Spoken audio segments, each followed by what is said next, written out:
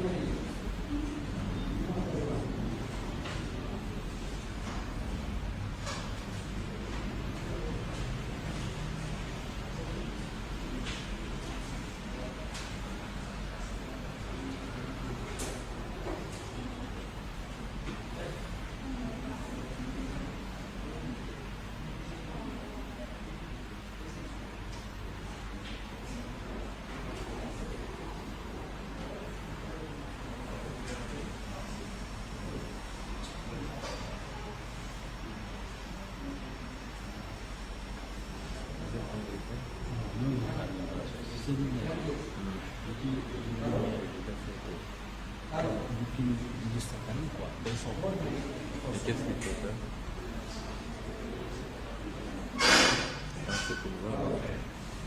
Non, nee na reflet bi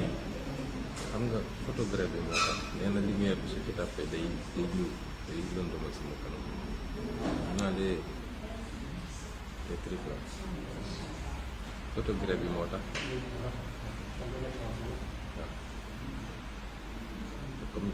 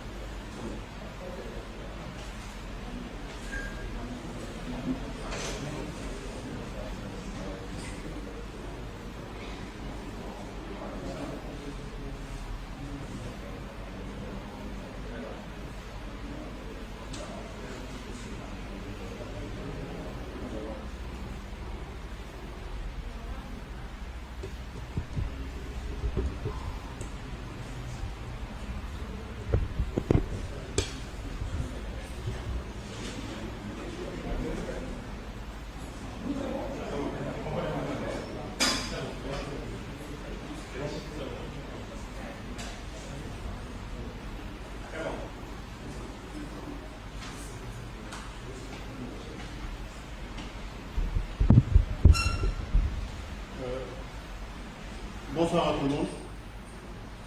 Nous vous remercions déjà les membres de la presse de répondre à l'invitation de Pastef du président Ousmane Sonko pour ce soir se prononcer au-delà des questions politiques, sur des questions d'intérêt sociétaux, à savoir sur les questions de dons de sang que Pastef les Patriotes demande du président Sonko à organiser ces jours passés qui se poursuivent. Le président Sonko se prononcera également sur les vacances agricoles patriotiques, pour lesquelles vous constaterez que depuis qu'il a émis l'idée, on constate qu'il y a aujourd'hui des organes de l'État intéressés par l'agriculture qui ont été silencieux depuis bien des années, depuis bien des mois, qui aujourd'hui commencent à faire beaucoup de publicité et de communication sur cela. Et il se prononcera également sur les activités sportives de masse. Un ensemble d'activités pour lesquelles Pastef, en porte-étendard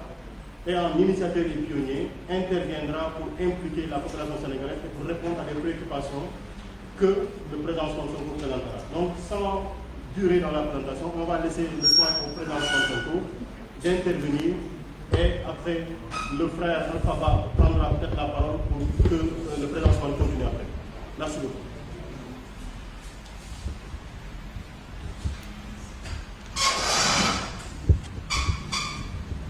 mbokk yi asalaamualeykum wa rahmatullah. ñoo ngi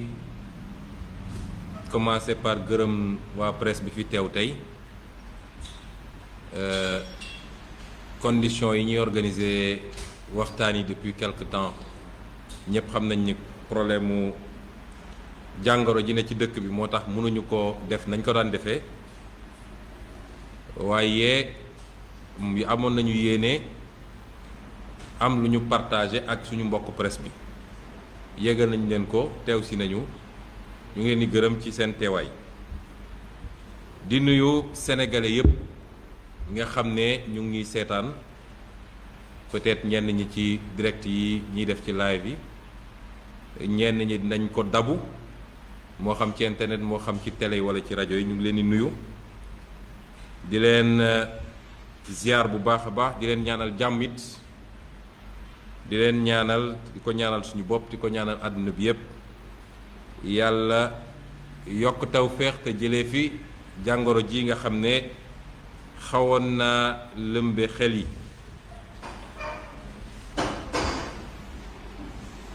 di fas yéene waxtaan ci lu gàtt ci yi nga xam ne moom Birame Souleye introduire na ko léegi, mooy ci ñaar ba ñett ba ñeenti poñ. nañu waxtaan ak yéen ci ay activités yi nga xam ne ay activités citoyennes la. dañu waxtaan ak yéen ci activités yoo xam ne activité de développement la. daal di daaneel ci lu gàtt loo xam ne parce que format yu mel nii dañ koy faral di def léegi bu soobee yàlla, mais saa su ne dinañu jékki benn poñ ci mbirum actualité. bu ko actualité laajee mun nañ ko gën a yaatal, waaye dañuy fexe ba poñ bi ñuy jékki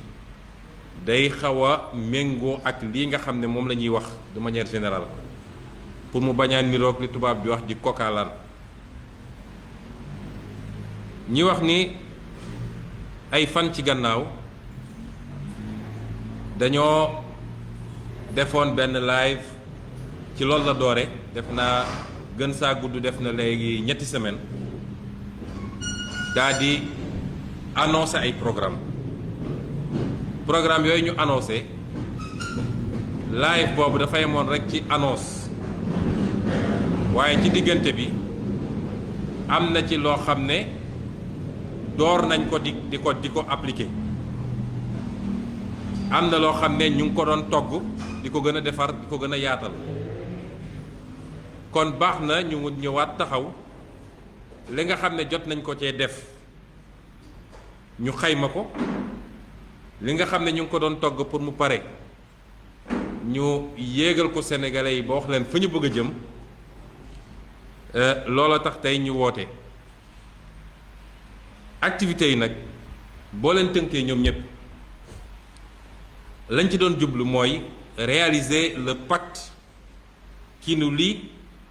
au service de la citoyenneté et de la patrie. C'est-à-dire pacte boo xam ne pacte bi nga xam ne moo ñu lié ñun ak sénégalais yi,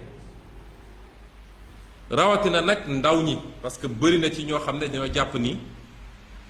ndaw ñu bëree bëri xaw ma nu mu toll léeg-léeg sax ñi bëri dañ lay interpeller ne dafa mel ni ndaw ñépp yow la ñu àndal te ndaw mooy réew. waaye boo jógee ci ndaw ñi mag ñi jigéen ñi ak les couches socio-professionnelles mooy ñi nekk ci càmm gi ci nekk ci mbay mi ñi nekk ci artisan yi ouvrier yi ñépp ñu séq ak ñoom loo xam ne saa su ne ñi ngi dajeek ñoom fii di leen recevoir di waxtaan ak ñoom di déglu seeni jàmbat ñu ne comme loolu am na dafa mel ni benn xeetu confiance boo xam ne lenn ci sénégalais yi dama jàpp ni dafa mel ni dafa gën a di bëri ñemewu ma koo xayma nag ne lu ëpp ci sénégalais yi waaye dafa mel ni lenn ci sénégalais yi am nañu pacte de confiance boobu suñu digganteeg ñoom ñu ne nag comme nun dañoo fas yéene soppi nañuy defee politique ci Sénégal ñu ne kon est-ce que confiance boobu ñu am ñun suñu digganteeg sénégalais yu bëri est-ce que dafa war a doon rek benn confiance boo xam ni ñun vivier électoral rek lañ ko war a doyee mooy nu ñuy sàmmanteeg moom nu ñuy naxanteeg ñoom ba élection bu jotee ñu sànnil ñu carte wala est-ce que loolu waruñoo xalaat naka lañ koy jëfandikoo ba mu doon luy jëriñ réew mi parce que élection ab àpp la bu jotee nga def pré-campagne def campagne élection ba jeex na waaye boo amee ay milliers voire ay millions de personnes yoo xam ne sopp nañ la bugg nañ la wóolu nañ la di déglu sa xalaat lu xew ci réew mi ñu ne ah déggaguñ leen ci gindi leen ñu ñooñu bu dee leadership ngay woote dëgg kóolute googu ñu am ci yow da nga war a fexe ba utiliser li nga xam ne moom la tubaab di wax sa aura mooy influence bi nga am ci ñoom nga orienté ko nga jàppale leen orienté leen vers de bons comportements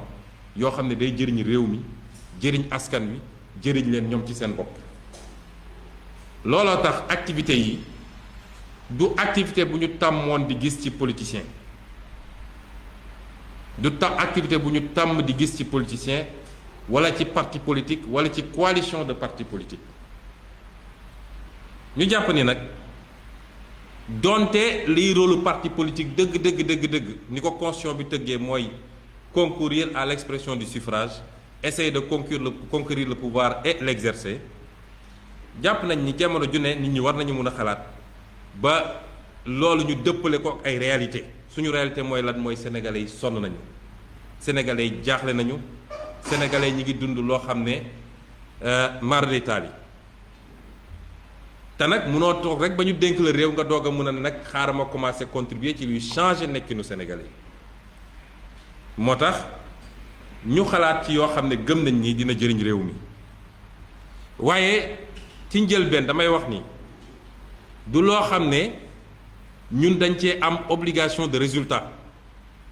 li tubaab naan obligation de résultat mooy tembe lii il faut nga def ci lu toll nii parce que ñun faluñu ñu pour ñu def loolu joxuñu ñu budget Sénégal pour ñu def loolu joxuñu ñu administration Sénégal pour ñu def loolu joxuñu ñu diplomatie Sénégal pour ñu def loolu loola ki ñu fal lañ koy jox ba pare am sañ-sañ nag ne ko gannaaw wóolu nañ la ba fal la jël suñu lépp teg sa loxo dañoo xaare ci yow nga def résultat kon ñun li ñuy def volontariat la bénévolat la dinañ ci def nag lépp lu ñu suñu kattan may mooy obligation de moyen mais amuñu ci parce que dama fa war a leer balaa ëllëg ñu naan waaw fan la mbir mi toll ñaata ngeen récolté ñaata ngeen nangam déedéet li ci ëpp solo mooy li tubaab di wax prêcher par l'exemple mooy dañoo bëgg rek ñun lii nga xam ne yàlla may nañu ko suñu digganteeg sénégalais yi ndaw ñi jigéen ñi mag ñi ouvrier yi artisan yi ñu njëkk a wane ñun exemple moo tax keroog bi ma koy annoncé dama leen ne kenn du ma jiitu ci tool ya kenn du ma jiitu ci don de sang ba parce que amaana nit koo xam ne fa mu toog bu gisee Ousmane Sonko ko def boo moytul su deful it xelam dina necc def kon li ñuy def ñun dafa laaj pour mu dem ñu boole suñuy volonté individuelle exprimer ko ci benn volonté commune mooy suñu pas-pas kenn ku nekk boo ko jëlee ñu dajale ko mu doon benn pas-pas bu yaatu bu global boo xam ne dépassé na cadre politique ci loo xam ne njëriñu réew mi kese la loolu moo ñu tax a jóg. Donc pacte de confiance, de solidarité, de citoyenneté et de patriotisme mooy la ñu bëgg a fasanteeg sénégalais yi ci activités yi may ñëw li ko war a lal mooy kóolute ñaareel bi mooy jàppante solidarité nga xam ne ki gën a néew doole ki ko ëpp doole du ko seetaan da koy jox loo xëcc ko ñetteel bi mooy citoyenneté mooy ñu jàpp ni dañu war a bokk ñun ñëpp ne li ñu bokk ñun ñëpp yàlla boole ñu ko kenn waru see njëkk kenn waru ko gën a bëgg kenn warul yaakaar ni am na ku ko ci ëpp responsabilité ci la koy defar ñetteel bi mooy patriotisme mooy bëgg sa réew patriotisme fu mu amul réew moom mënut a defaru lay différence su réew yi patriotisme kese la patriotisme moo lay may doo toj lu ñëpp bokk doo jël alal bu ñëpp bokk doo bale sa buntu kër sànni buntu kër jàmbur doo lekk banaana sànni ci mbedd mi doo dem signer ab contrat ak ay multinationales étrangères te xam ni lii baaxul ci réew mi patriotisme boobu fu mu ñàkk rek réew moomu ci ndóol lay dëkk moo ñu dal kon lii mooy li ma doon ubbee waxtaan bi ci kaw lool nag lañu jàpp ni am na yoo xam ne dañ ko war a def ci cadre action citoyenne muy luy jëriñ réew mi di jëriñ nit ñi bu ci njëkk mooy joxe deret mooy loo xam ne yow mi koy def du la jaral walla du la wàññi dara ñenn ñi sax nee nañu baax na ci santé parce que léeg-léeg mag ñi dañ daan gajju li ñuy wax gajj mooy suñu toogee tuuti dañuy ñëw ñu jël béjjén yooyu ak yooyu ñu dagg seen gannaaw daal di teg def taal dara dugal ci béjjén yi dugal muy ngàcc deret bi nga xam ne deret bu baaxul bi la loolu ci faju la bokk nun nag xamatuñu ko man defe naa université Saint-Louis laa mujjee gajju waaye lu baax la kon de temps en temps mu am luy génn sa yaram ci lu mel noonu de ñenn ñi sax nee nañ day yokk wér-gu-yaram kon loo xam ne yow du la wàññi dara te sa rakk sa mag sa jabar sa jëkkër sa baay sa ndey mun na nekk ci situation boo xam ne léegi ñu yóbbu ko fële ñu ne benn poche sang benn poche deret moo ko war a sauver ñu koy wër ci dëkk bi yépp mënuñu koo am ñaata nit ñoo ci ñàkk seen bakkan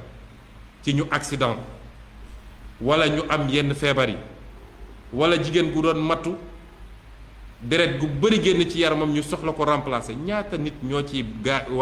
ñàkk seen bakkan ñu dem ci banque de sang ba gisuñu fa deret kon loolu suñu toogee suñu jamono ji ba banque de sang yi di jooytu di yooxu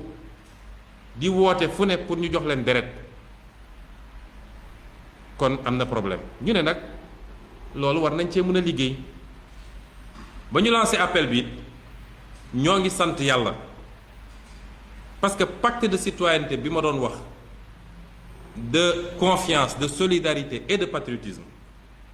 tey lañ koy commencé liggéey ak sénégalais ba ëllëg bu dee yàlla wóolu nañu ba ñu dénk ñu réew mi bëgguñu nekk xeetu dirigeant yoo xam ne dañuy aju ci kaw di defar ay programme yoo xam ne askan wi xamu ci dara di ut ay financement yoo xam ne askan wi xamu ci dara di leb à gauche à droite déedéet la ñuy bëgg a liggéey dañ koo bëgg a bañ koy concevoir bañ koy appliquer dañu bëgg sénégalais bu nekk yëg ci boppam ba boo ko nee jeune sénégalais bi dañu bëgg ngeen ñëw participer à des travaux d'intérêt général dañoo bëgg a tabax benn boucle benn périphérique ci ay tali yoo xam ne day wër Sénégal yépp sénégalais bu nekk na am fierté ne man année nangam bàyyi naa samay vacances dem joxe sama doole ci 100 kilomètres de route yi ñu tabax diggante Kanel ak Bakel sama doole def naa ko ci te loolu dama koo def ngir sama réew loolu mooy renforcer patriotisme ba nit ki day sentir boppam ci réew mi loolu la ñuy expérimenter léegi bañ ko wootee it wax dëgg yàlla sénégalais dañoo génn uyu si lii lu ñu jot démb rek la li may programmer li jotaguma ko woon professeur Saliou Diop nga xam ne mooy directeur centre national de transfusion sanguine adressé ñu ko adressé wu ma ko nag ndax bien que sama tur la ko def waaye yéen sénégalais yi ñi jóg bàyyi seen yitte bàyyi seen lépp dem ran ci centre de transfusion sanguine yéen la ko adressé ma tëb li ci kaw remerciement ak yooyu mais nee na cette campagne a été un grand moment de sensibilisation et de recrutement de nouveaux donneurs de sang. Le CNTS a ainsi collecté 2879 dons de sang durant la période du 1er au 15 juin à Dakar. Vous avez contribué à réduire le déficit en produits sanguins dans nos hôpitaux, ce qui a permis de sauver de nombreuses vies humaines dans nos structures de santé. Nous osons espérer que cette campagne sera organisée annuellement et nous restons à votre disposition. ma koy yégal di ko yégal sénégalais ni ñun dañoo inscrire li ci suñu agenda mooy fas yéene nañu def ñetti campagne ci at wi mooy ñeenti weer wu ne parce que normalement joxe deret ñetti weer gu ne la bu dee góor bu dee jigéen nag ñeenti weer la ñu ne kon nañ ko tënk ci ñeenti weer yooyu ñeenti weer wu ne dinañu organiser campagne sur tout le territoire national ñaax sénégalais yi ñu génn joxe deret te bu kenn jàpp ni nag mbirum Pastef la parce que deret googu ñuy joxe ku muy sauver ku dem militant gu APR la wala militant gu Idriss Seck la wala militant gu Khalifa Sall la wala militant gu keneen ak keneen wala sax bokkul ci kenn moo tax bañ koy def waa parti PUR génn nañu ñëw Géejawaay ñoom Alpha Ba joxe deret waa parti réew mi génn nañu dem Pikine joxe deret parce que du mbirum politique APR ak keneen ñépp war nañoo mën a ñëw joxe deret bokk ci du ñu seet kii moo jël initiative ba wala kële moo ko jël wala kenn ku nekk kon bu dee da nga yaakaar ni mbubb politique la te am na ñu koy ñuy récolter politiquement mais kenn ku ne na lancer campagne am te joxe boppam ay moyens yu mu mobiliser sénégalais yi loolu nag sénégalais yi won ñu parce que toog woote ñu wuyu la toog sa micro ne génn leen joxe deret nit ñi génn ah ñu ngi ciy sant yàlla bu baax a baax a baax parce que soo jëlee statistiques yi lii professeur joxe loolu Dakar la te dafa dajale ñëpp mais ñun dañoo jël rek ñi nga xam ne ci ay militants Pastef yu génnoon dem joxe la biñ ko dajalee bu bésu démb bi on était à 3580 poches yu ñu joxe te sur les 45 départements 37 dem nañu joxe pour le moment kon ñu ngi sant yàlla bu ñu amee loolu waaye nag di ñaax autorités yi parce que bëri na fu ñu dem Daganaa ngi nii ba ñu demee ñi demoon joxe dañ leen ne poche de sang yi mënul jël ñëpp ñibbi leen ba beneen yoon boo ñëwee Géejawaay 190 poches de sang la ñu joxe te lu mat 300 personnes ñëwoon nañ di joxe ñu ne leen li fi nekk ci poche lii la mën a jël donc ñeneen ñi nañu dem ba beneen boo demee Kaffrine kazalika boo demee Birkilane noonu boo demee Ziguinchor noonu feneen ak feneen ñu bëri génn bu ko joxe deret ñu naan leen mënu leen joxe parce que poche yi dafa manqué yaa xay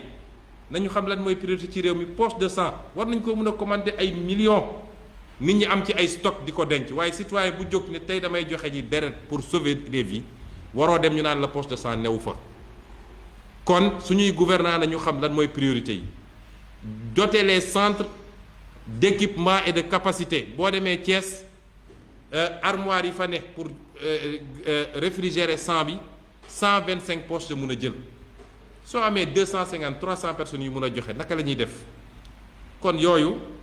ñu ngi ñaax autorités yi ñu gën a mettre ñiy liggéey ci yii dans d'excellentes conditions ba ñu mun a doxal liggéey bi nañ ko war a doxale kon ñuy wax ni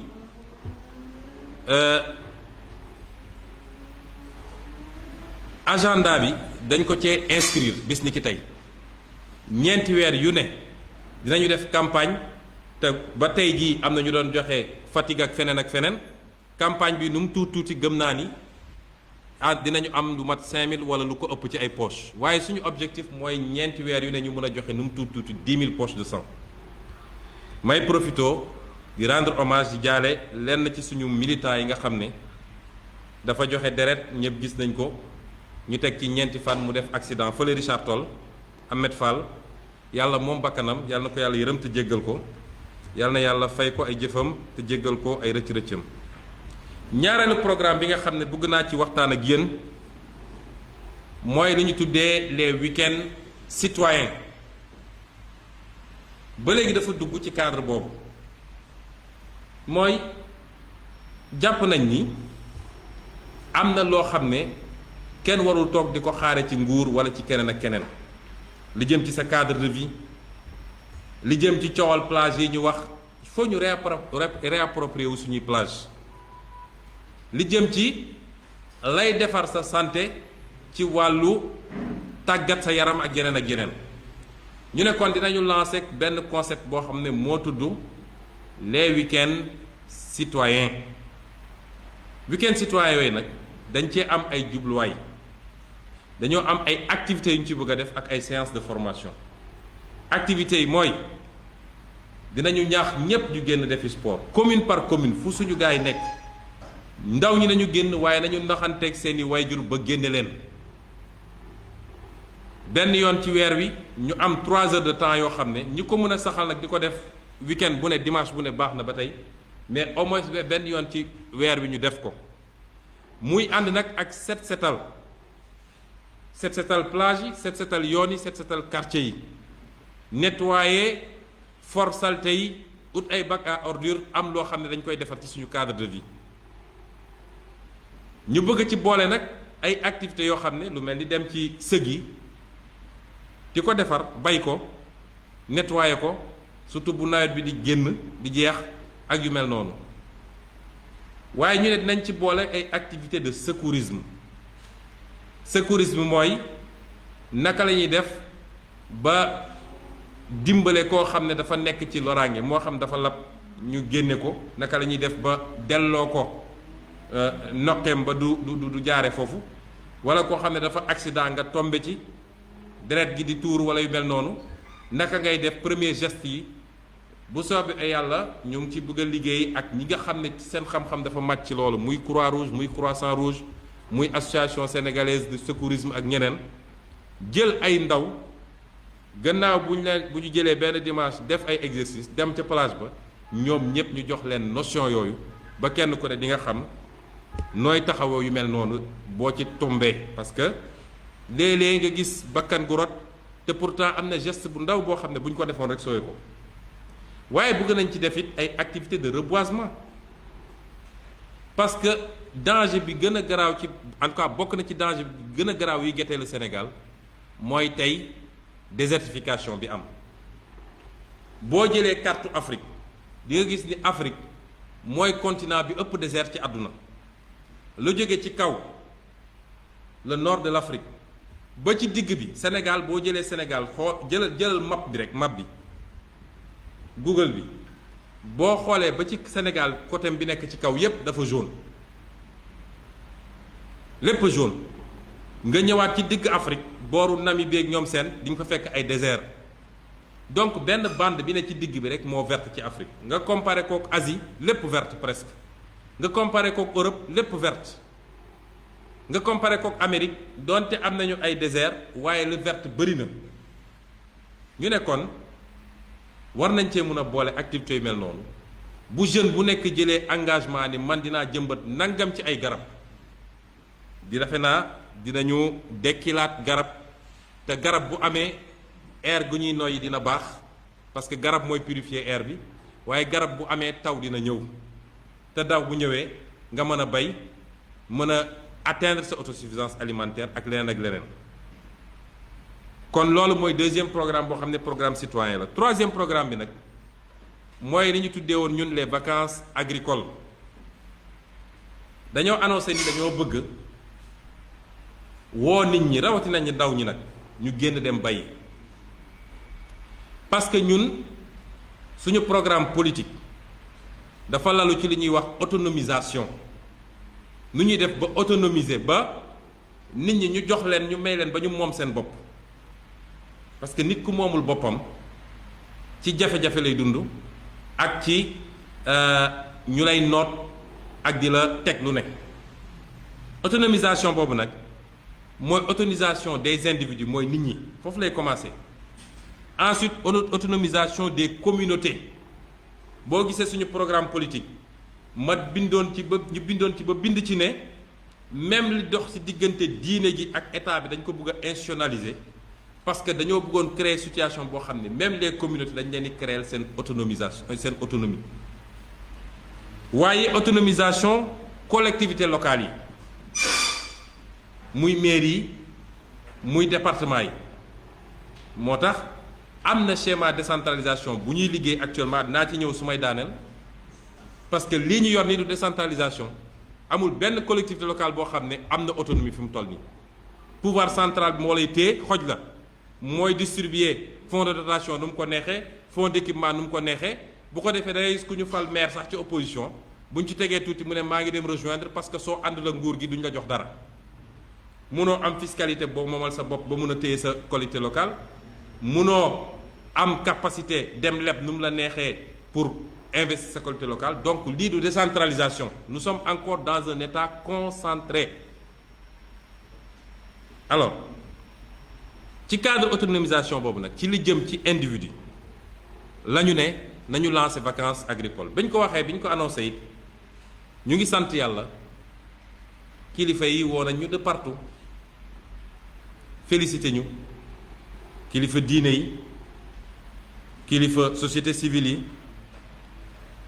waaye li ñu gën a yéem mooy militants yi ak sympathisants yi ni ñu jëlee projet bi dañ koo def seen affaire bopp ba man dama toog ba si yàgg ma ne man bi ma koy annoncé sóor moon dina demee nii ci jamono ji ñu toog di wax ak yéen amul fooy dem Sénégal te ndaw ñi newuñu di waajal wala commencé parce que nawet bi bokkul soo demee Casamance ma ngay taw déjà bis bu nekk ku seet réseaux sociaux yi yaa ngi gis Pastef Kédougou Pastef Tambacounda Pastef Ziguinchor Pastef Bignona Pastef nu mu tudd Kaffrine Pastef Saint-Louis Pastef fu nekk nit ñaa ngi defar superficie yi di waajal kon ñu ngi leen di féliciter ñoom it parce que ñun loolu lañ doon xaar ci ñoom te rapport boobu la ñu bëgg a am ak ñoom ni ma ko waxee léegi ba ëllëg bu ñu waree defar réew mi te ñu jox ñu matuwaay yu ñu ko defaree ñu mën a ànd ñun ñëpp defar réew mi ñu gis ni tamit sénégalais yu bëri spontanément dañoo jóg woote ne ñun de am nañu suuf goo xam ne teg nañ ko seen loxo pour ngeen ma liggéey seen vacances agricoles su ma ko xaymaa léegi lii fi mu ne nii ëpp na lu 500 hectares yoo xam ne ay nit volontairement ñoo jóg 70 hectares à Saint-Louis 10 autres hectares à Saint-Louis 13 hectares à Bambali 50 hectares à Sédhiou 10 autres hectares à Sédhiou 27 hectares à Ziguinchor mun naa ko lim ba mu jeex spontanément sénégalais yu bëri jóg léeg-léeg ay famille entière ne ñun am nañu nangami hectares fii su ma jëlee exemple Saint-Louis dañoo jóg nañu 70 hectares a ngi nii ci wetu géej gi ci wetu ndox dex gi am li ñuy wax gravitaire mun ngeen fi def lu leen neex xëcc ndoxu dex gi te laaju ñu leen fukki dërëm tey militants yi dem nañu defar terrain bi ba ñu ngi waajal la ñu jàpp mooy projet bi daañ ci dellu moom dina wax aspect technique yi waaye lañ jàpp mooy bu nekk dina am luñ ciy def ren parce que projet bi ñu ngi ko fas yéene tàllal ci ñetti at du ci benn at kon lii ku ko am da ngay dellu sant yàlla parce que mënoon nañu woote kenn duñu ci fekk si lu tee ñun dinañu def mais soo wootee ay milliers wu nit ay jeunes ñii itam am seeni projet ñëw ne ah man de yor naa sama projet waaye suufa ma manqué woon am naa financement am naa li ma war a soxla kon loolu ku ko am da ngay dellu sant yàlla yeneen aspect yi nga xam ne nag dinañ ko ci développé ci li ñu jot a def ci tuuti ak li ñu ci jot a gis damay bàyyi Alpha Ba mu defal leen présentation technique bu gàtt ñu doog a dellu si ci partie boobu ma faram-fàcceel leen ko rapidement Alpha, vous avez la parole. Jërëjëf président comme ni nga ko waxee projet vacances agricoles patriotiques dafa nekk benn projet boo xam ne dañ ci liggéey ñu jublu ci di xool lu si njëkk mooy ban wàll lañ mën a am maanaam ban wàll suñu wàllu bopp lan lañ mën a indi fexe ba Sénégal yi lu ñuy dundee ñu koy bay wala ñuy bay loo xam ne ñoom ñoo koy dundal lu ñu war a dundee ñu jublu ci nag mu nekk loo xam ne dañ ko tënk si ñetti at comme nu mu ko waxee war ci def ay activités yu bëri maanaam activités yi nga yu bëri yoo xam ne dañ siy jublu bu si njëkk ci activités yi mooy maanaam fexe ba teg ci gox ci gox bu ne rek lu ñuy wax ay jeunes volontaires mooy maanaam ay ndaw yoo xam ne dañoo jóg ngir dem jàppale ñenn ñi ci mbay mi wala ñoom seen bopp ñu mun a bay ñu jub jeunes volontaires yooyu natt nañ ko war nañ ci mun a egg lu war a toll ci ay juróomi téeméeri jeunes volontaires lu mu tuut yoo xam ne dañ ko war a natt ñu jublu ci loo xam ne tamit daf ni doon mbaaxu maam nga xam ne dafa nekkoon suñu aada lu ñu daan woowee toolu alarba ñu fexe ba dekkilaat ko ci gox yi ndax seetlu nañu yenn saa yi am na fu ñuy toll ci dëkk bi dinañ dem ba benn période ñenn ñi dañ nekk ci ay jafe-jafe yoo xam ne duñu am lu ñu dundee ñu ne bu ñu fexee ba dundalaat toolu alarba yooyu ñu koy woowee toolu Pastef lu ñu fay jëlee amaana mën na njëriñ ñenn ñi ba ñoom ñu mun a am lu ñu dundee lu ñu koy defee nag mooy suñ ko nar a def ci at bu njëkk bi mooy maanaam ren ci nawet bii ñu jublu dañuy tànn ay gox ci gox yooyu Pastef ci boppam mooy dajale waa Pastef ak ñeneen ñi nga xam ne yéene am nañu seen alal ñoom ñooy dajale seen alal bu ñu dajalee loolu yëpp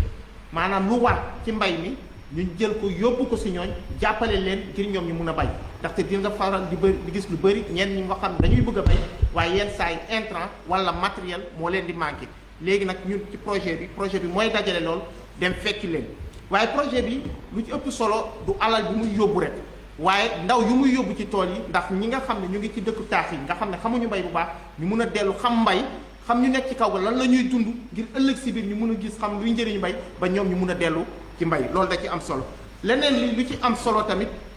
ci projet bi mooy buñ ko defee di fexe nañu dañoo bëgg tamit ci jeexital yi ëllëg si biir ñi nga xam ne ñoo doon bay ñu fexe ba créer leen ay mécanisme yoo xam ne ñoom lu ñu fay jëlee nañ ko mun a jaay ngir nit ñi nañ leen créer ay mécanisme nga xam ne ko mun a jaay ndaxte ñu bëri dinañu bay góob waaye yenn saa yi dañu am jafe-jafe fu ñu koy jaay projet bi na leen créer fu ñu koy jaay ci atum ren bi nag dañuy ciblé ñetti gox bu ñu ciblé ñetti gox su ma nee ñetti gox nag mooy ñetti zone ci ñetti zone yooyu foofu la ñu gën a def appui bi waaye tekkiwul ne rek ñetti zone yooyu rek ndaxte président mu ngi koy wax léegi si kàddoom bëri na ci ay gox yoo xam ne tàmbali nañu ñoom ñëw fekk si ñu lu ñu ci jublu daal mooy maanaam ki nga xam ne da doon bay ci nangami hectare nga fexe dégg woote bu ñu woote ba nga yokk ci même bu dee ñaari hectare nga contribuer maanaam ci sécurité alimentaire bi bu ñu ci jógee loolu nag loolu nu ñu koy defee mooy maanaam luy ëpp si solo ci projet bi mooy li may faral di wax mooy projet bi wutuñ ci benn dërëm ndaxte lépp lu fa génne bu soobee yàlla dañ koy jël delloowaat ko ci mbay mi ngir yeneen at yi ngir ñu mun a jàppale ñeneen baykat ngir ñoom it ñu mun a suqali seen mbay ba mun a def ci li ñuy war a def am ay nag yenn xeetu mbay yoo xam ne moom la ñu gën a ciblé muy maanaam li Sénégalais di gën a faral di dundee lu ci mel ni ceeb lu ci mel ni dugub lu ci mel ni mboq ak ñeneen ñoom la ñu gën a ciblé ci nawet bi ndaxte moo ëpp lu ñuy Sénégalais di dundee ñu jàppale leen ngir ñu bay lool. waaye nag ci mbay mi daa am leneen lu ñu ci boole ndaxte dañu Sénégal boo xoolee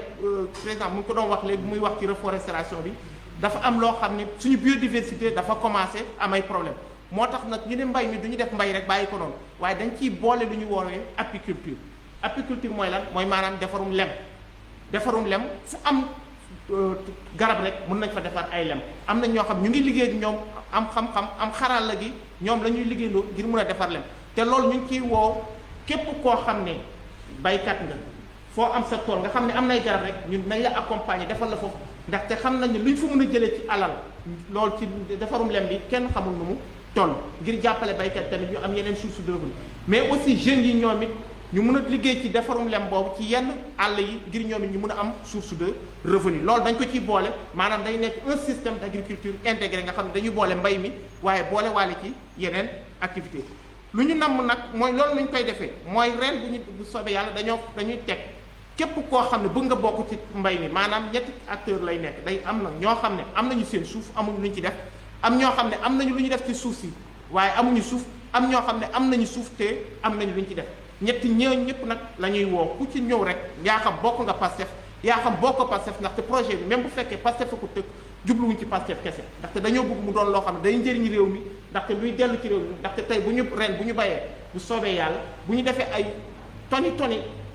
rendement par exemple ci dugub, gouvernement bi rek mooy naan on a fait des rendements extraordinaires, te ñun lu ci jublu rek mooy nañu mën a dundal Sénégalais yi ñoom ñëpp ñu mën a am lu ñu dundee. loolu nag fu may jeexalee am naa dina am yu bëri ren nag lu ñuy def ren mooy maanaam ci dinañu def lu ñuy wax caravane des jeunes patriotes, mooy maanaam fexe ba ndaw yi gën a xam lan mooy bay, ñu dellu ci dëkk kaw yi ñu gën a xam looy bay mën a réew. dinañu visiter lu mel ni grande muraille verte nga xam ne day mën a combiner ay processus yu reboisement yu président Ousmane Sonko waxoon léegi, dañ fa dem visiter ko. ci loolu dinañu jéem a mettre en place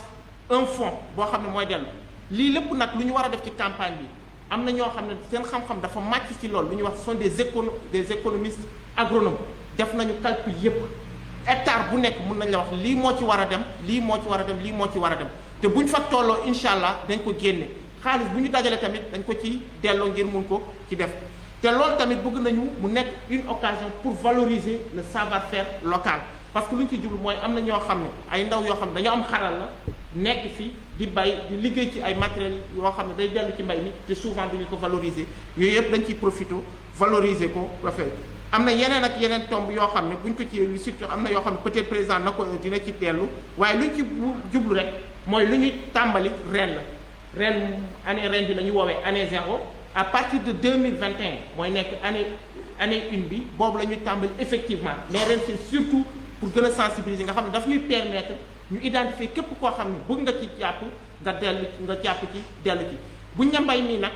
am na ñu bëri ñoo xam ne ñu ngi xalaat dëkku kaw ga rek, waaye même fii ci Ndakaaru fas nañu yéene comme lu mel ni jigéen ñi ñeneen loo xam ne dañ koy xeeb, waaye même bu dee ak lu ñuy wax l'agriculture sur table nga xam ne jigéen dañu mën a def ay mbayum naana, ay mbayum soble, ay mbayum yooyu nga xam ne day mën a dellu ci kër yi te di mën a lutter contre la pauvreté. ci tënk daal pour ne pas trop prendre la parole muy axes principaux yoo xam ne dañ ko ciy def, xam naa bu fekkee am nañu leen nañ ci gën a mën a dellu pour gën a mën a indi ay leeral. merci président. jërëjëf Alpha kon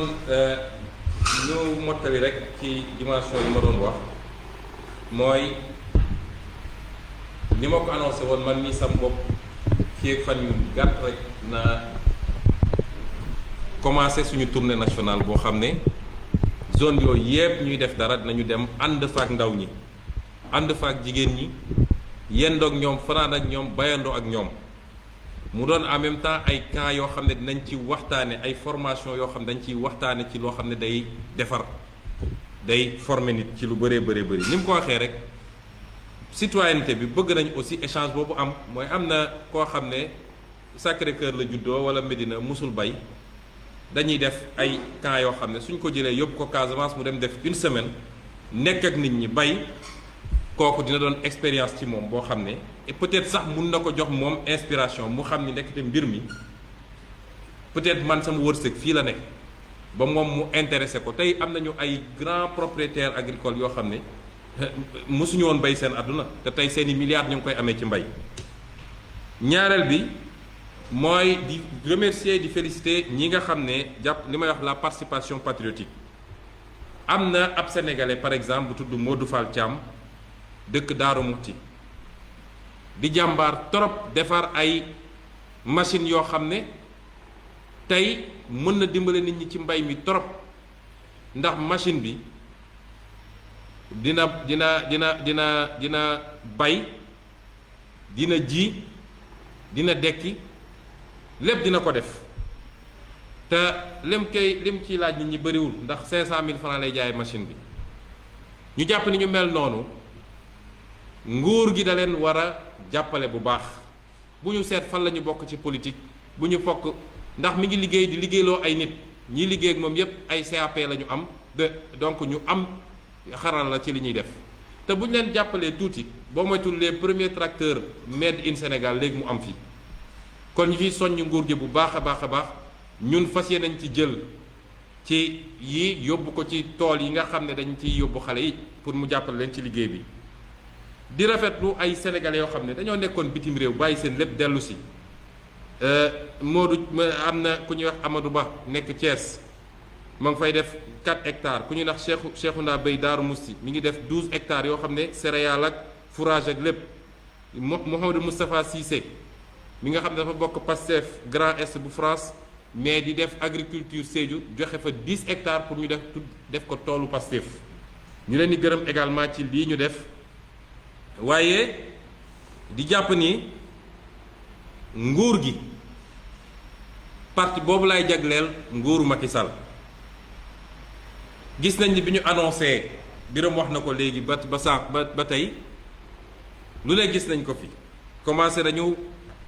li ñuy wax à grand renfort de public reportage ci Prodac yeeg dak yi façon public reportage bu ne gis nañ ko temps yi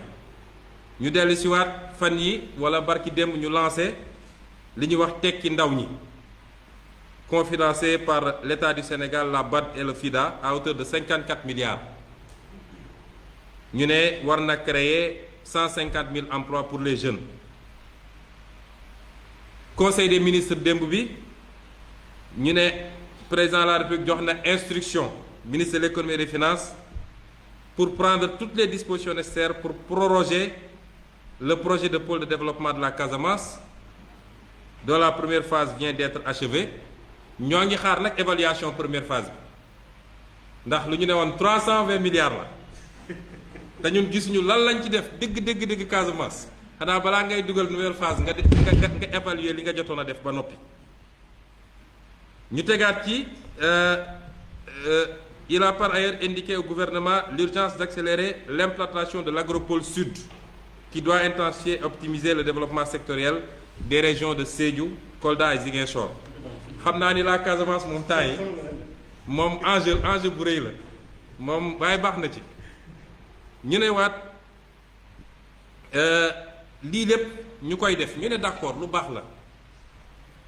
waaye li ñu leen bëgg a xamal mooy ñun nous ne sommes pas leur concurrent ñun concurrence wu ñu nguur gi de ku yor zéro budget ak ku yor 3700 milliards de budget bu ñu demee bay concurrencer nag am na ku war a xool boppam. Nous on n'est pas dans la concurrence. Nous sommes dans l'activité citoyenne et de développement. Ce que Alpha waxee léegi lii su dee sotti na ba ñu inciter jeunes yi inciter jigéen yi ba ñëpp génn defi mbay bu ñu nee atteindre nañ autosuffisance alimentaire Macky Sall moo koy def ci bilan am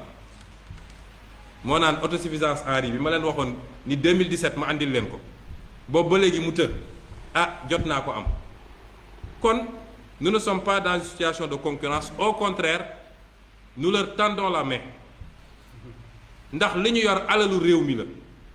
projet yi ñuy génne nañu fexe ba askan wi yëpp jot si ku ci war a jot si ñu bañ a def xàjj ak seen li ñuy def ci dund gi ñuy joxe ñu bëri suñ ñëwee ñu naan leen comme yow Sonko nga àndal demal ci Sonko mu jox la ceeb déedéet alalu askan wi la du alalu Macky Sall dërëmu Macky Sall newu ci. kon nañ ko jox waa askan wi ñi suñu nee bay ñiy bay ñëpp nañ leen jox lañ leen war a jox suñu nee càmm noonu suñu nee napp noonu ñu bàyyi parparloo bi ñun nekkuñu en concurrence et nous pensons que la ñuy def ñoom lañ koy defal seen bilan la ñuy jàppale pour mu rafet kon lañ leen di soññ ñoom mooy nañu anticiper sur la campagne de commercialisation. Déjà fi mu toll nii tembe zone yu bëri ñu ngi ñuy woo nañu jiw gi mënuñu koo gis intrants yi mënuñu koo gis nee nañu yenn zones yi intrants yi dañ koo jaayaat ay commerçants tappale gi ñuy nekkee ci mbirum mbay mi te moom la ñu nekkee ci feneen ak feneen nañ ko ba waa askan wi sonn nañu bu intrant jotee dégg ngeen coow lu am daaw assemblée nationale ku nekk naan sama quota parce que ci parti bi laa bokk. nekk ci parti bi dafa laa jox droit bu ëpp paysan bi nekk Fongolé bi di bay depuis des décennies waroon jot intrant ñu ne ko duñu la jox intrant jël ay milliers de tonnes jox ko benn nit nañu anticiper ci campagne bi parce que météo annoncé na ni nawet gi dina baax ren ñu ngi ñaan yàlla mu def ko waaye ñépp xam nañ ni contexte corona bi boo moytul jafe-jafe dina am kon nañu jublu ci liggéey bi te bàyyi tappale bi jàppale producteurs yi li xew tey ci saalu darkase yi nga xam ne fële Casamance am nañu jafe-jafe pour commercialiser ko parce que corona ñëw na nañu fexe ba bu mu ñu dab ci campagne agricole bi ñu jëm. suñu tournée yooyu nag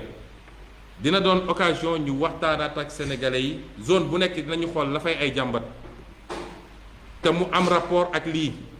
boo demee tey Casamance problème barrage Afiñam baa nga fa nga xam ne defar nañ ko baaxul yàq nañ fa yàqeet ba tool mënatu faa am problème mu dagg garab yaa nga fa te état bi di seetaan boobu ba léegi te forêt bu amatul Casamance nag njaaxum la ci Sénégal. suñu demee ci bassin arachidier bi problème mu suuf si nga xam ne commencé na sonn ak yenn yi ñuy utiliser problème mu commercialisation bi ak transformation bi nu ñuy def ba gerte ga ñuy bay ñu transformé ko fii moo gën ñu koy jaay chinois yi ñu yóbbu dañ ko fa waxtaane boo demee ci vallée beeg ci Saint-Louis nañu waxtaan ci agro business bi nga xam ne dañuy jël ay milliers d'hectares jox ko ay étranger ñu ñëw produire la ñuy produire yëpp dañ koy génne réew mi lañ ca soxlawul wala li baaxul moom la ñuy delloo si waat ne jaay leen ko biir Sénégal. donc dina am ay thématiques yoo xam ne dañ koy profité waxtaane ko parce que gëstu yi def nañ ko ci kon maa ngi daaneel ci poñ bi lancer un appel à tous les Sénégalais ne leen lii seen projet la kenn ku ne fa nga mëne mën nga ca def sa loxo dinañu lancer campagne fundraising ku am sa matériel andil matériel ku am sa koppar goo ci mën a def ak lu mu tuuti def ci waaye lii ñëpp la concerné ku ne fii ak ku ne bitim réew xam nañ nag jafe-jafe yi ne ci àdduna ndax jàngoro ji waaye lii suñu réew lañ koy defal ñun ñëpp Alpha wax na ko ñun soxlawuñ ci dara du dara lu ñuy jël delloo ko suñu bopp te bu lii jeexee dañuy continuer ci yeneen programme parce que wax na léegi apiculture ñu koy liggéey ak colonel Dembélé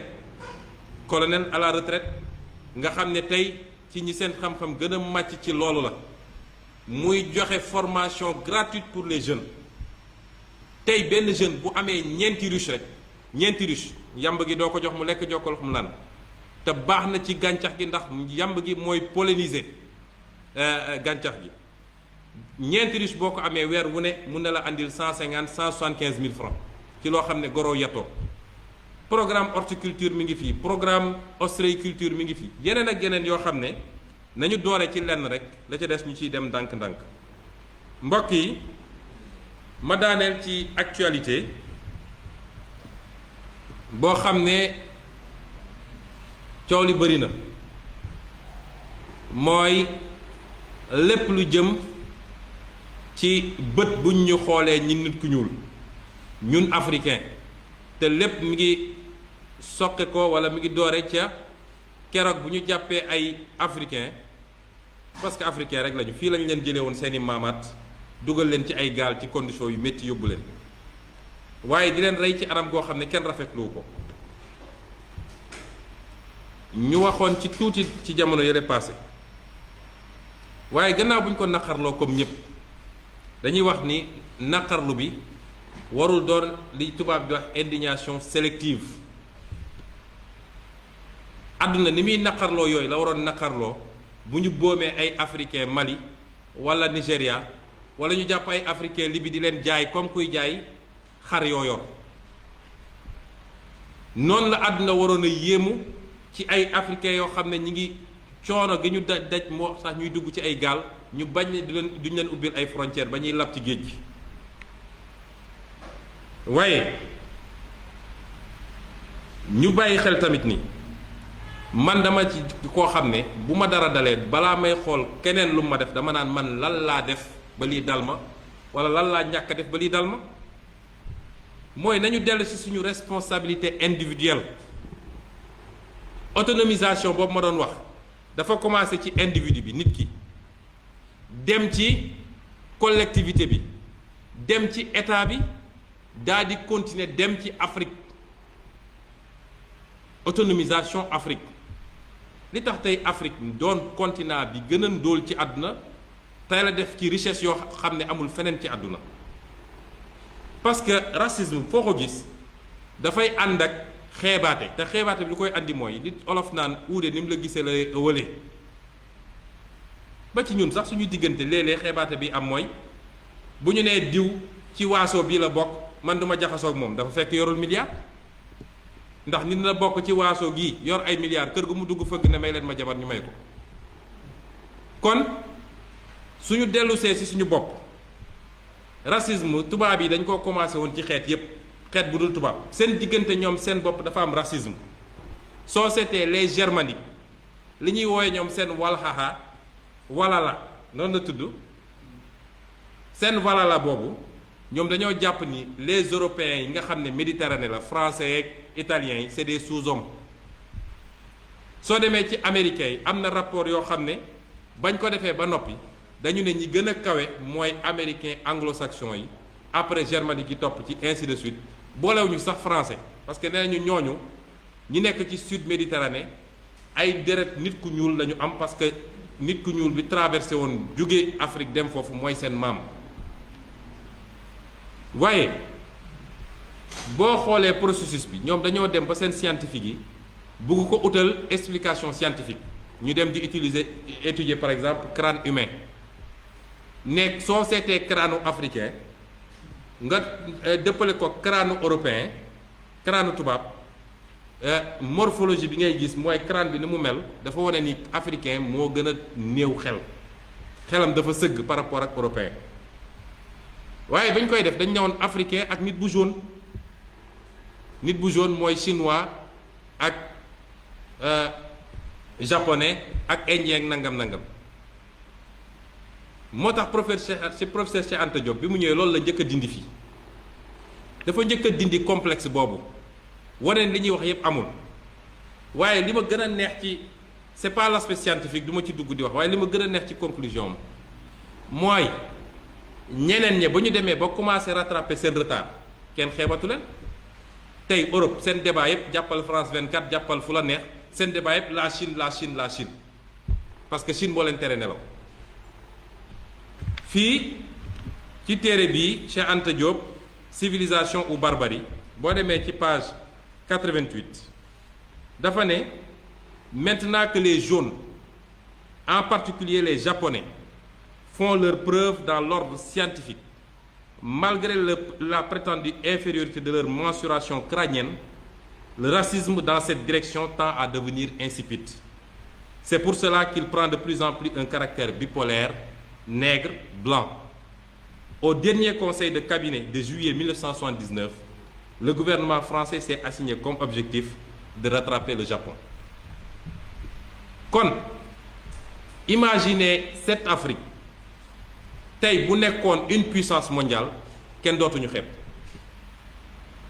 kon suñu dirigeants yi ñu bàyyi fii ñu yor suñuy réew ci anam goo xam ne mara day taali jaay réew mi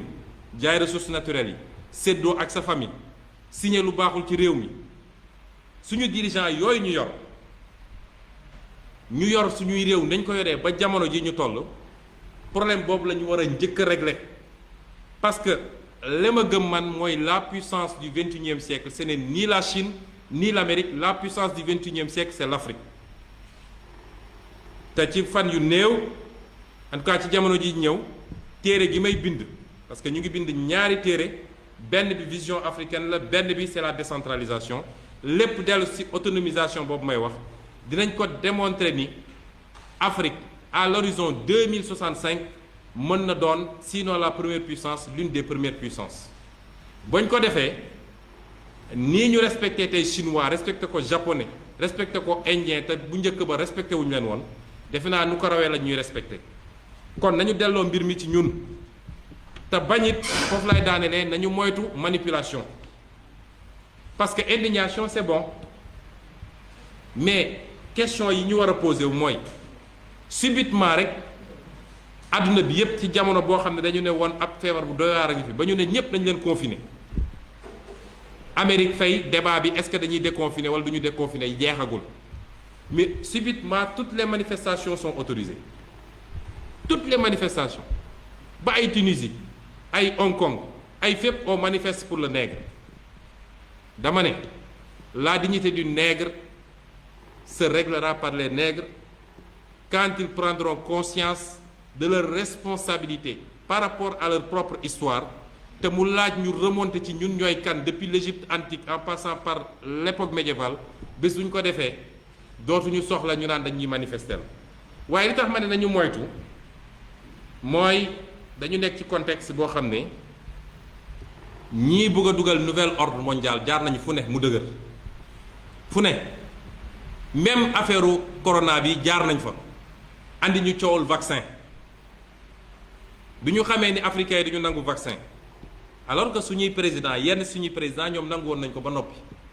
parce que président bu taxaw naan la nouvel ordre mondial rek mi ngi ci système gars yi am na lu ñu bëgg fexe ba dugal ko ci li nga xam ne moo leen di gêner ci liy capacité Afrique rawatina nag croissance beeg jeunesse population beeg yeneen ak yeneen kon ñooñu bu dee jaar nañ fu ne mu dëgër lii am ñu daal di créer benn dynamique boo xam ne pour créer un choc mondial benn chaos mondial jaare foofu nag ne il faut ñu dugal li ñuy dugal nañu tey bu ñu kenn manipuler yàgg nañoo souffrir jaar nañ ci traite négrière jaar nañu ci colonisation ñu ngi ci néocolonisation nañu dellu siwaat suñu bopp liggéey lu ñu war a liggéey moom suñu bopp defar li ñu war a defar bu boobaa kenn dootuñu yëpp waaye lépp lu ñu la wax lu weesu loolu rek am na leneen loo xam ne ñu ngi ko ciy essayé laxas te nañ ci dellu si ci beneen waxtaan may wax nag pour daaneel ni loolu ñuy liggéey delloo si le vrai type de sénégalais le vrai type d'africain parce que ñun soxlawuñu un nouveau type de sénégalais ñun on veut le vrai type de sénégalais le vrai type de sénégalais mooy maam ak maamaat ni ñu meloon jom fulla fit kàddu nga respecté ko gëm sa ñaq liggéey xam ni alal dañ koy liggéey kenn du ko lijjanti loolu ay valeurs yu fi nekkoon nag nañ ko dekkil parce que lii xew nii du lu mës a nekk fii dañuy faral di wax suñuy maam ceddo sax ñoo ñu tane ñun te ñuy wootewu ñun ñu bari ci ñun ñuy wootewu ñu am gëm-gëm parce que ki nga xam ne su daan dem xare xam ni sama bakkan da ciy rot parce que ñooñu ñu ëpp doole mu jël suuf def ko ci tubayam parce que gàcce la ci moom mu daw kooku dafa am lu mu gëmoon kon le vrai type de sénégalais il faut ñu delloosi ko te buñ ko delloosee mooy le vrai type d'africain ci diir bu gàtt mën nañu def lu ëpp raw suñu rattraper suñu retard ba jiitu ci àdduna te man dama gëm ni lu mën a nekk la kon lii mooy li ñu bëggoon waxtaan ci lu gàtt di gërëm ñépp di wax ni jotaay yu mel ni dinañu faral di ko def dinañu évaluer à chaque moment waaye di delloo suñu mbokk journalistes yi bu dee ci lii ñu waxtaan dañoo am luñ ciy laaj wala luñ ciy leerlu wala yu mel noonu ñu laaj ko ñu tontu leen yeewi ñëpp parce que guddi na bismillah.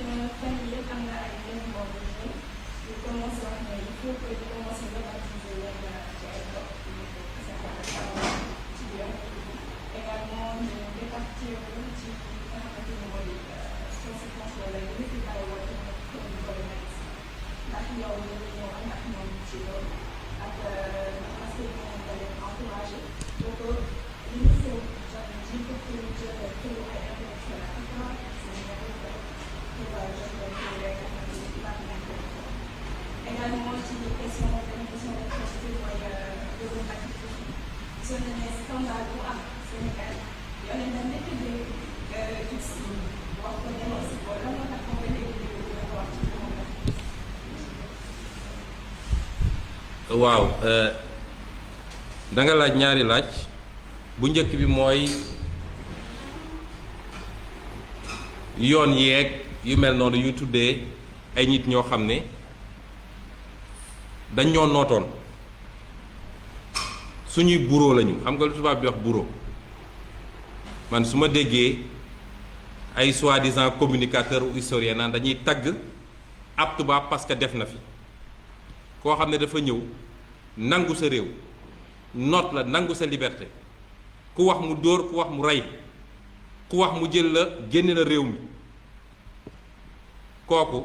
mënul doon ku ñuy célébrer ci réew mi te ñoom du ñu célébrer pourtant ci suñu kaw la ñu toog boobu ba léegi ba tey sax ñi ngi toog suñu kaw di ñu ŋàcc bi leen Allemagne jàppee duma leen ba ñuy bëgg a dee dañoo ñëw jël suñuy maam ñu dem xeexi ba ñooñu ñibbisee ñu yóbbu leen caaro yi jël tubaab fay ko 1000 jël ñooñu ne leen 50 ans lay fay ñooñu ne d'accord ñu boom leen assassinat la rangale leen dóor leen ay fetal kon su nit ñi naan way on a une histoire avec la France c'est quelle histoire histoire boo xam ne dañ jàpp say maam jaay traite négrière lu mat plus de 25 millions d'Africains génne nañ leen fii ci jamono jooju dans des conditions yoo xam ne kenn xamul ñu bëri dee ci géej gi dee feneen te ba léegi nag bëgguñu taxaw reconnaître ko le plus grand crime de l'humanité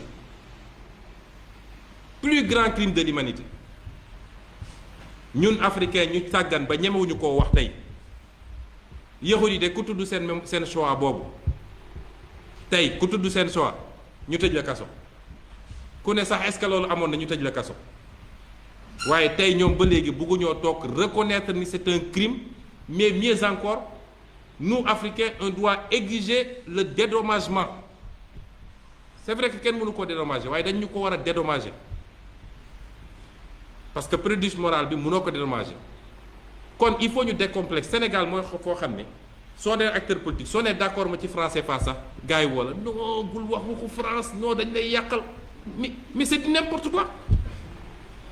cette colonisation mentale député Assemblée nationale France ñeme taxaw France ne man France CFA bi li laa ci xalaat suñu digganteeg Sénégal li laa ci xalaat yow soo nee suñu digganteeg France d'accord ma ci lii mais c'est extraordinaire loolu nag dina jeex xam nga sama campagne électorale boo sama étape Saint-Louis sama meeting Saint-Louis dama taxaw ne buñ ma wóoloo ba dénk ma réew mi statut bii dinaa ko fi jëlee def fi bu Cheikh Amadou Bamba wala bu keneen koo xam ne am na lu mu représenté ci réew mi image yaa ngi fi mën nga dugal léegi YouTube il n'est pas admissible qu'on ait des rues yu ñuy tuddee fii ay Jules Ferry ay xawma ville d'ailleurs tout ah Général de Gaulle Vincent Thiong xawma la nag mais ñun ana suñu nit ñu baax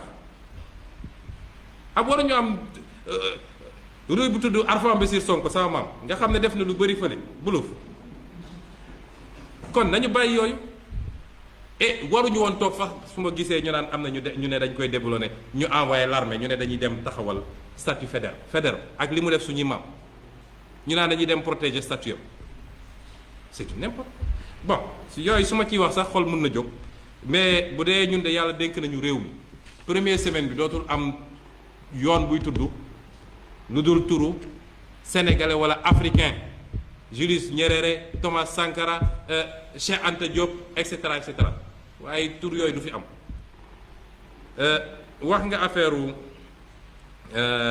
Bati Plus d'abord soxna si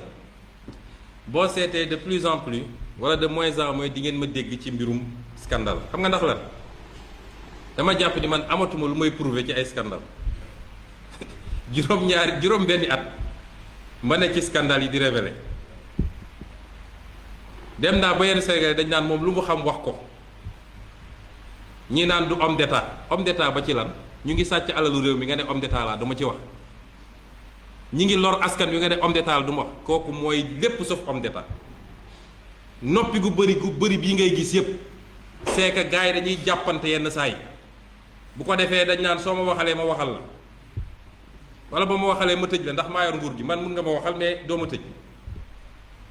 dama ne ku gis lu dul yoon luy yàq ci réew mi da ngay taxaw ne lii mi ngi yàq su dee lu moo nar a tee nit nekk homme d'état yàlla bu ma ko mës a def parce que complicité la nit ñaa ngi dee ci hôpitaux yi nit ñaa ngi accouché di dee jeunes yi amuñu liggéey réew mi foo laal dafa métti benn groupe rek toog di def lu leen neex milliards yi di jaar fu ne ñu ne kenn du ci tudd loolu nag ñun du ñu defee noonu mais dama jàpp ni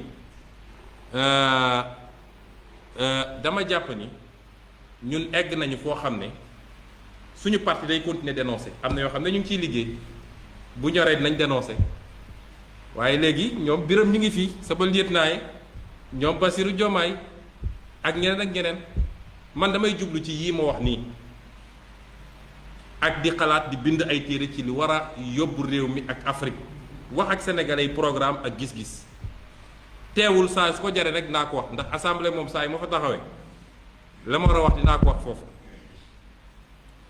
boole koog nag dossier Batiplus la ca ëpp dossier privé la dossier wu détournement ci biir entreprise dossier privé la bu dee am na lu ci war a doon dossier public xam nga lan la mooy su dee alal dafa génn te jaarewul fi mu war a jaar en espèce dañ ko doon génne déclaré wuñu ko nekkul ci seen bilan ça veut dire que lañ ca waroon fay ci impôt fayuñu ko ci peut-être aspect boobu mooy doon aspect public bu amee yeneen nag dossier bu nekk justice ñu koy instruire justice lan laa ci toog di wax loo xam ne maîtriser wu ma ko mais dama bëgg a wax sénégalais yi nii dossier yu gën a garaaw Batiplus téeméeri junni yoon parce que fii ay 2 milliards xam nga 4 milliards la ñuy wax 94 milliards yi ñu sàcc fii ci réew mi ñu tudd ko te loolu di xaalisu sénégalais yi du xaalisu privé de du entreprise te tey bëri na ku yor làmmiñam di yóoxu 94 milliards yooyu gars yi moom lañ joxoon xaalis muy bind naan loolu amut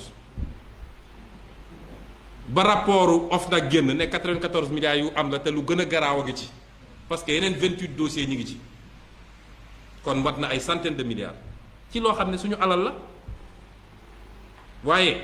am na ay nit yoo xam ne tey il joue au grand justicier ñi nga woon foofu di défendre Tahirou Sarr ak keneen ak keneen ak keneen kon du loo xam ne kiiwul ñëpp a ngi ciy wax dossier bi ñëpp xam nañ ko wax dëgg yàlla man toll naa foo xam ne am na leneen lu may toppatoo léegi loo xam ne du ma ci du ma dugg ci yenn détails yu demee noonu je crois que dossier justice la ay chroniqueur def nañ ci ay chronique wax lan la procureur wax lan moo nekk ci réquisitoire bi Sénégal yëpp xam nañ ñu ci ne kon mun nañ cee bañ a yokk dara xaw ma ndax am na beneen laaj su lu ko may ñu waaw maa ngi daaneel ci lancer un appel di ko lancer Macky Sall Macky Sall dafa war a xam ni réew munoo dëkk ci sama njaboot ak lu ñu munti def naa leen làq sama gannaaw waaye jàpp ñeneen ñoo xam ne defuñu dara lu ay nga leen di faagagal ba seen bakkan na ceeroot Macky Sall na libéré Abdou Karim Gueye bàyyi leen nit ñi julli ajjuma ci nit koo xam ne dafa feebar jarul nga koy tëj ba bakkanam nar cee lor ci boobu jamono ñu fi luubal ay milliards kenn woowu leen waaye ñi ñu jàppoon sax ñuy luxus xaalis yaa ngi leen di libéré loolu du yoon Macky Sall na xam ne àdduna du nii na libéré doomu jàmbur ji dafa am problème mu wér-gu-yaram ñëpp gis nañu dañ ko mujjoon évacuer ñun ñii dañoo cotiser dajale pour ñu jàppale ko yóbbu ko mu dem faju Allemagne su ko téyee ci kaso bi nag ba bakkanam rot fa moom moo ko assassiné damay wax lu leer na libéré doomu jàmbur ji wasalaam.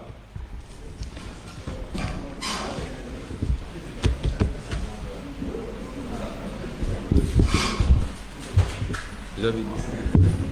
c'était très